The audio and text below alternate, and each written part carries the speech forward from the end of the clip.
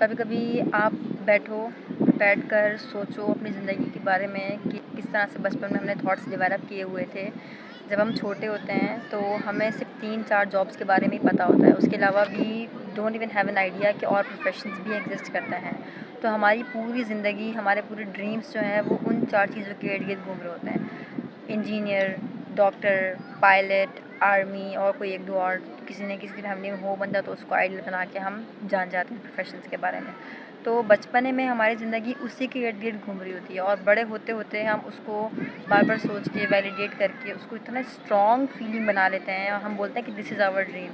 But sometimes it's shook you from the inside. जब आप बड़े होके रियलाइज़ करते हो, you come across different professions, you come across different fields, different things, तो आपको अंदर से एक इंस्टिंक्ट आती है कि यार the thing that I was running for my whole life was not something I really want. I want something else for me. I enjoy doing something else.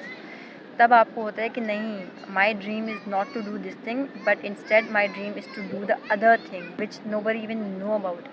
जैसे बहुत सारे लोग कंटेंट क्रिएशन को परस्यू कर रहे हैं एज ए करियर। बहुत सारे लोग जो हैं वो बिल्कुल सिंपल जॉब्स जो बच्चों को, लोगों को पता भी नहीं होती है, उनमें जा रहे हैं। ज़हन में आता है आइडिया तो फिर ये होता है कि हमें अपने बच्चों को, पहली बात तो ये है कि डिफरेंट प्रोफेशंस से आगाह करना चाहिए। हमें अपने बच्चों को डिफरेंट प्रोफेशंस के बारे में बताना चाहिए। और सेकेंडली, बचपन से ही कोई भी आइडिया को ड्रीम का नाम नहीं देना चाहिए। कुछ चीज़ें हैं जो हमने अपने ज़िंदगी से सीखी हैं, हमें उसको आगे डेवलप करना चाहिए।